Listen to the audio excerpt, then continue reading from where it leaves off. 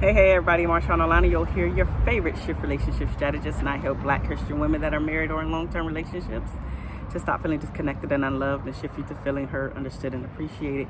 Now today we're talking about why your controlling behaviors are keeping you stuck. Yes, again, why your controlling behaviors are keeping you stuck. So let's just jump right into it.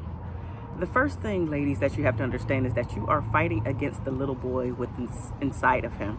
Now, before you start to go down in the comment section and give me slack, understand that you also have a little girl within you. So you are fighting against the little boy within your man, within your husband, because listen, anytime we are trying to control another person, no one likes to be controlled. And so what I mean by you fighting against the little boy within him is literally, if you can think back when you were a child, or even look at one of your children, right? Specifically the boys, right? Whenever you try to direct them, right, the little temper tantrum comes out, right? Whenever you try to tell them not to touch something, right? Don't touch the stove, don't touch that, don't touch this, you know, don't say that, don't say this, right? What is the first thing that they actually do? The very thing that you told them not to do is the thing that they're going to do. So you are in a losing battle because the little boy is now coming out in your husband or in your man. When you're trying to control him, he is giving you pushback. He is like, I don't care what she has to say. I'm not doing the thing that she wants me to do. And so you are on a losing end of the stick, because what you want him to do, you will never receive from him, because again, the little boy is coming out in him and you are fighting against that. The second thing I want you to think about is that you are not allowing him to be held accountable for the actions that he takes, whether they work out or not.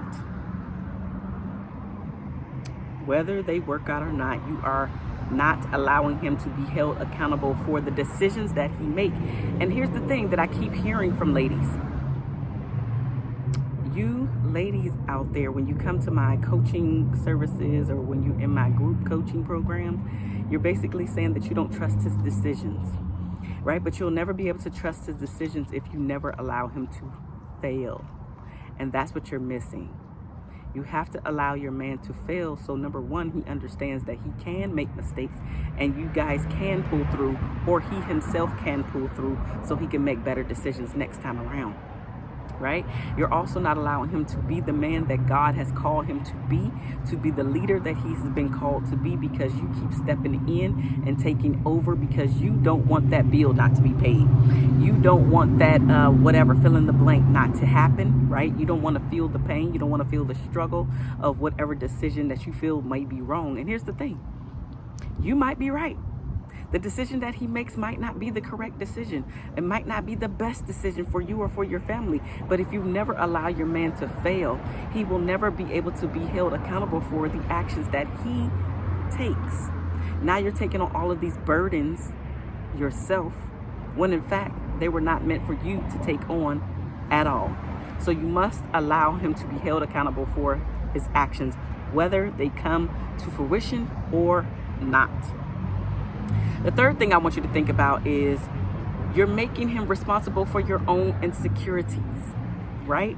The insecurities of whatever pain that was caused when the thing happened, or when you were a child and you noticed that your mom and dad were going through financial issues. Well, now you don't want to feel that pain yourself.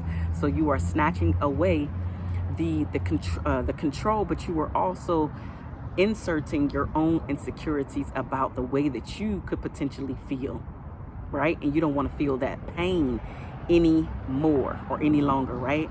So don't dump your insecurities off on your man or off on your husband, because those are your insecurities. That is something that you have to come to grips with. That is something that you must correct yourself. So you cannot put those things off on him.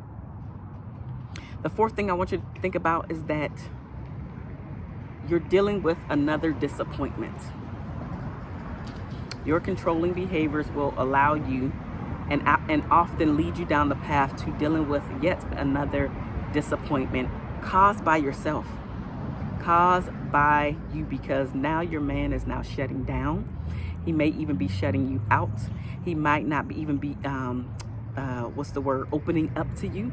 any longer because you are such a control freak, and this often leads to so many arguments that does not need to occur, and he just doesn't want to take any part in those arguments anymore. So instead of him sharing what he's going through, instead of him sharing his shortcomings, instead of him sharing his insecurities with you, he is now talking to other people about them. He's just leaving you out of this portion or part of his life, specifically when it comes to his failures. So now this leads to you feeling alone as well as disappointed yet again. You cannot control anybody, ladies. The only person that you have control over is yourself. The only person's actions that you have control over is your own.